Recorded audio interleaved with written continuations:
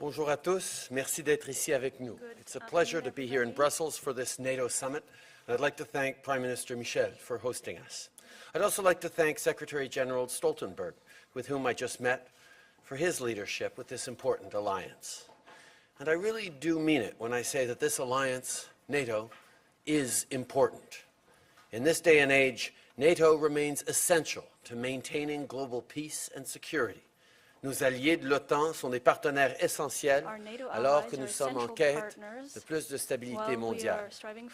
Nous avons reconnu leur importance en contribuant à la mise sur pied de cette institution et depuis, nous avons démontré notre engagement profond à l'égard de celle-ci. Que ce soit en Bosnie, au Kosovo, en Afghanistan ou en Libye, le Canada a toujours répondu à l'appel. Et ce qui était vrai à l'époque demeure aujourd'hui. We've taken on a key role in Latvia, leading one of the 4 multinational battle groups as part of NATO's enhanced presence in Central and Eastern Europe. Canadian fighter jets have just started a tour in Iceland, providing NATO air policing, and a Canadian frigate is currently sailing with NATO's maritime group in the Mediterranean. These examples are but our latest efforts in our long-standing contributions to NATO. We will continue to be a core part of the alliance in the years and decades to come. In less than 2 weeks, Canada will release our Defence Policy Review, a comprehensive roadmap for the future of our country's military. It will clearly articulate where we're headed over the next 20 years. This sweeping policy review has been a long time in the making and has involved extensive consultations. We've taken the time needed to get this right because our men and women in uniform deserve nothing less. This is a defense policy that Canadians can be immensely proud of. Cette nouvelle politique nous permettra d'assurer la protection des Canadiens tout en renouvelant notre leadership sur la scène internationale. Depuis très longtemps, nous travaillons avec nos partenaires pour prévenir les conflits, préserver la stabilité mondiale et promouvoir la paix. L'un des aspects importants de ce plan à long terme est notre engagement continu envers nos alliés de l'OTAN, parce que nous sommes conscients de l'importance fondamentale de cette organisation. NATO represents our shared values of democracy and the rule of law, as well as our international partnership in defense of those who need our help. And Canada will continue to step up, as we always have, now and into the future. I'm looking forward to a productive meeting later today with our NATO partners as we discuss pressing issues facing our alliance, including terrorism, and work together to chart a path forward. Merci encore d'être des nôtres aujourd'hui. I'm happy to take your questions. Thank you for being here today.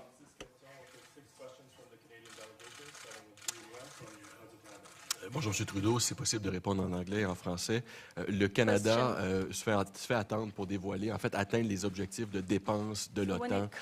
Se fait attendre aussi pour dévoiler cette politique de défense. Justement, on devait la dévoiler avant le sommet. Il ne semble pas y avoir d'appétit du gouvernement fédéral non plus d'aller en Irak, renvoyer plus de soldats en Irak, renvoyer des gens en Afghanistan. Bref, comment pouvez-vous dire que l'OTAN, c'est important pour vous, alors que sur les aspects que je viens de mentionner, vous n'avez rien de nouveau à offrir aujourd'hui? Chaque conversation que j'ai avec nos alliés reconnaissent à quel point le Canada est là et a toujours été là pour livrer la marchandise, pour être présent lorsqu'on avait besoin. Le travail que les forces armées canadiennes font partout dans le monde est reconnu et valorisé. Et nous allons continuer d'être un partenaire fiable pour l'OTAN. Évidemment, les décisions que nous allons prendre seront prises au Canada par les Canadiens. La façon que nous allons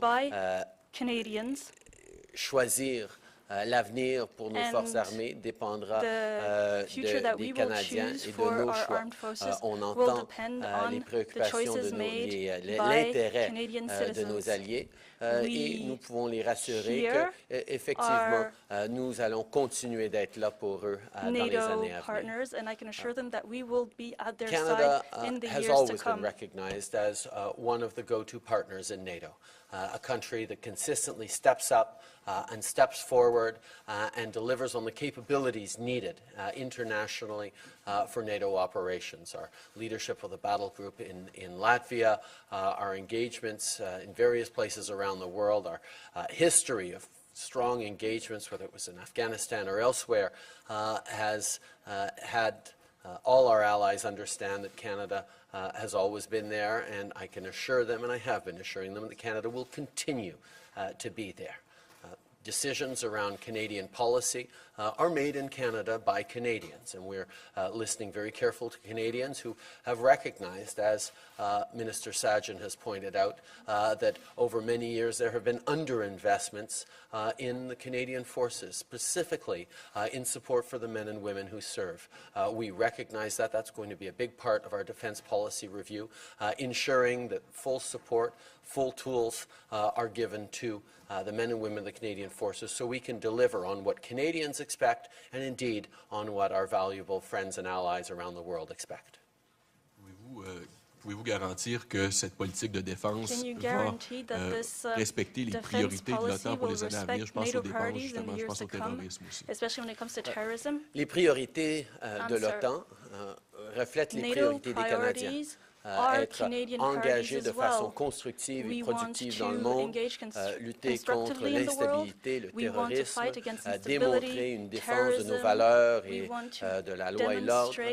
Ce sont des priorités partagées qui soulignent l'importance et la valeur de l'OTAN en tant qu'allié avec une perspective unie. Et ce que nous sommes en train de faire avec la revue des politiques de défense, c'est justement de préparer et d'aligner nos investissements militaires avec les priorités, les préoccupations et les réalités qu'on voit dans le monde dans les décennies à venir. With the reality that exists in the world today and that will exist in the future. Considering NATO's commitment to boosting counterterrorism, will Canada be sending police or troops to Afghanistan and or more troops to Iraq? Canada is a strong partner in NATO in many different ways. We served and did a tremendous amount in Afghanistan for a decade. We have a storied engagement there, and we are pleased that we continue to be a significant funder of both development work and security responsibilities in Afghanistan. We have no troops in Afghanistan at this time, but we're happy to be supporting in other ways. As in regards to Iraq, the work that Canadian troops have done over the past months on the ground as we support the retaking of Mosul, as we work with Peshmerga, has been of vital importance to creating stability in the region. We will continue to engage as a strong member of NATO, as a strong member of the coalition against Daesh, and as a positive actor on the world stage in many different ways.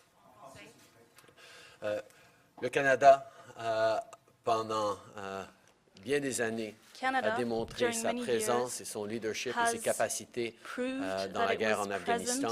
Et bien que nous n'avons plus de troupes en Afghanistan, nous continuons d'investir et d'envoyer beaucoup d'argent en matière de développement, mais aussi en matière de sécurité pour aider à stabiliser et faire progresser le pays. Au niveau de l'Irak, nous sommes très fiers des contributions des Canadiens depuis bien des mois à amener de la stabilité et du succès dans la quête de reprendre Mossoul. Le travail que nous faisons là, nous allons continuer de le faire parce que nous savons que c'est important que le Canada demeure un partenaire fiable à la coalition contre Daesh, mais aussi aux efforts de l'OTAN et de la communauté globale en général. How can Canada say it's meeting NATO's call to increase counterterrorism measures after we pull one of our surveillance planes back from Iraq? And will there be further scaling back in Iraq? When we made the decision to increase our involvement in Iraq by ending the airstrikes portion of the mission and increasing our footprint on the ground, which is what was needed in terms of training, in terms of supporting the local troops who were advancing on Mosul, we made it very, very clear that we were going to continue with the air surveillance and refueling. That was a regular ask by our partners that Canada continue in its support of those particular aspects, and we have been. This is simply part of a regular rotation that was foreseen that other countries were going to step in after a normal rotation by Canadians. There's nothing surprise or sudden about this. This was always part of the plan.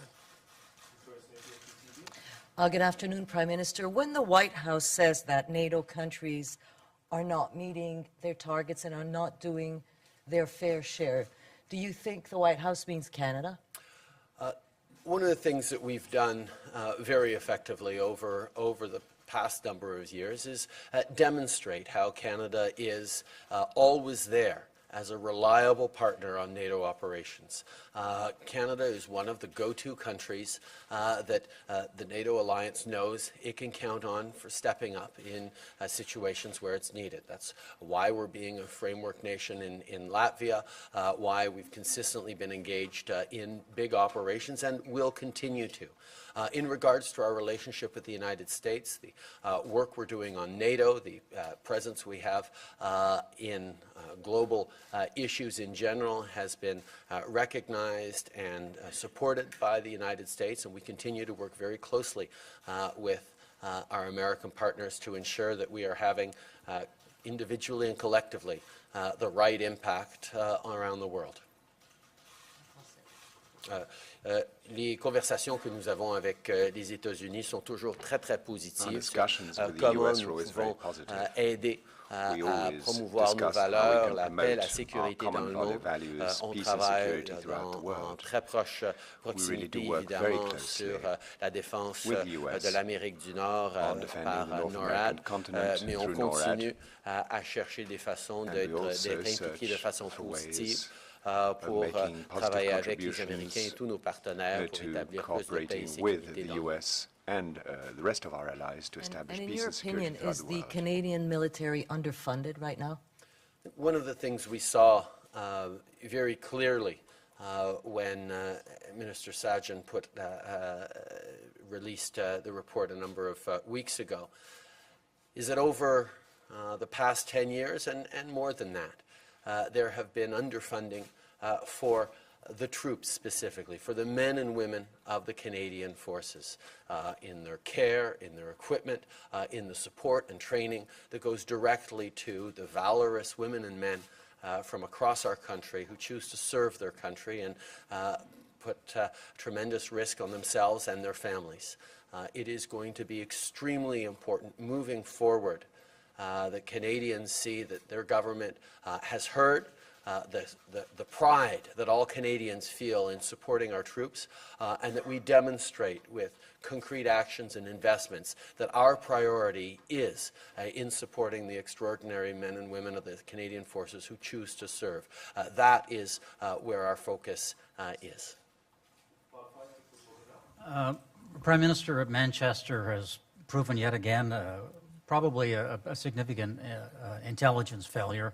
The leaders in NATO and G7 are going to be discussing what kind of measures that the world can do, the West can do to counter acts of terrorism and radicalism. What specifically is Canada bringing to the table?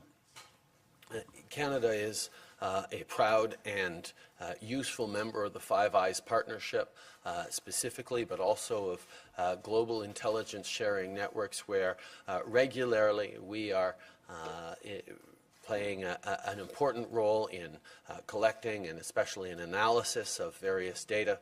We continue to be an important and trusted ally in the global intelligence community, and I'm not going to go into details, but obviously there are many, many occasions upon which we have directly participated and in other occasions directly benefited from information sharing between security agencies and at the highest level.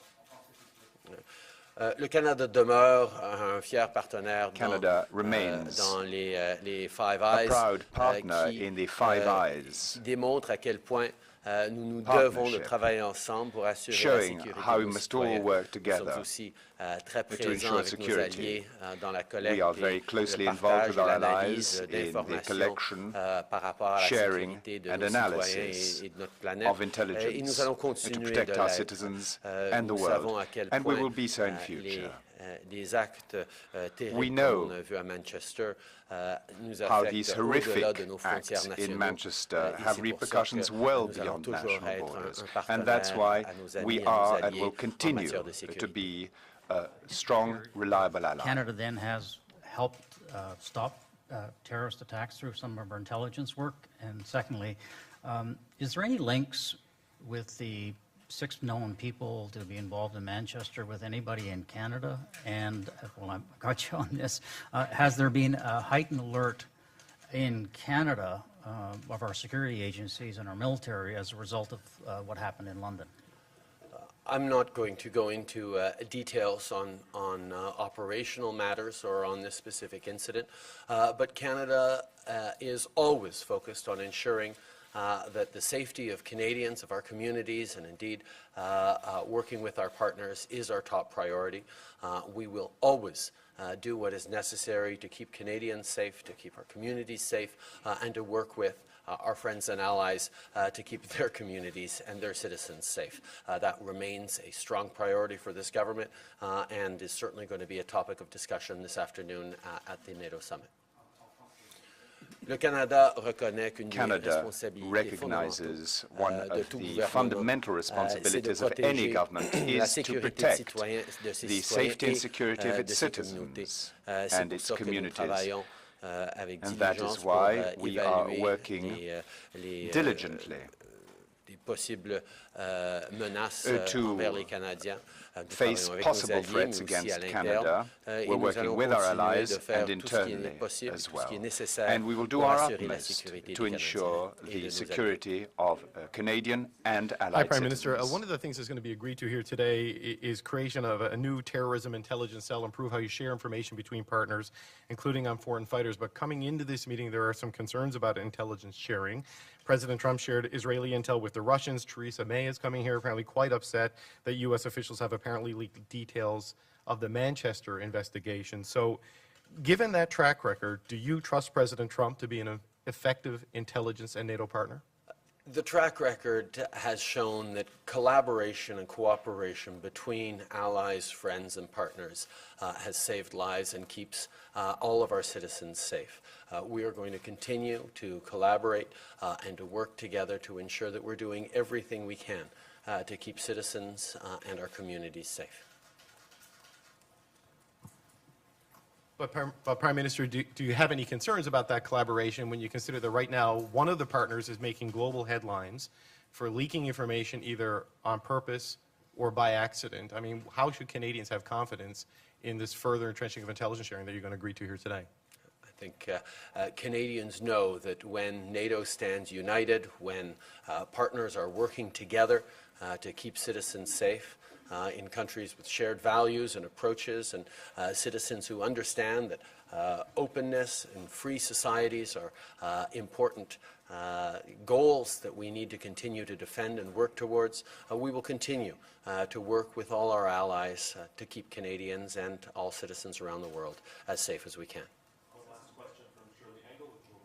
Good afternoon, Prime Minister. I'm hoping you can look ahead to the G7, and you're hoping to have some one-on-one time with Donald Trump to discuss bilateral issues. Can you talk about some of the specific issues you're eager to raise with the U.S. President, and also on NAFTA specifically, what are you hoping to hear from Trump about the upcoming negotiations? Obviously, as I've said many times, there are no two countries with the kind of relationship that Canada and the United States have.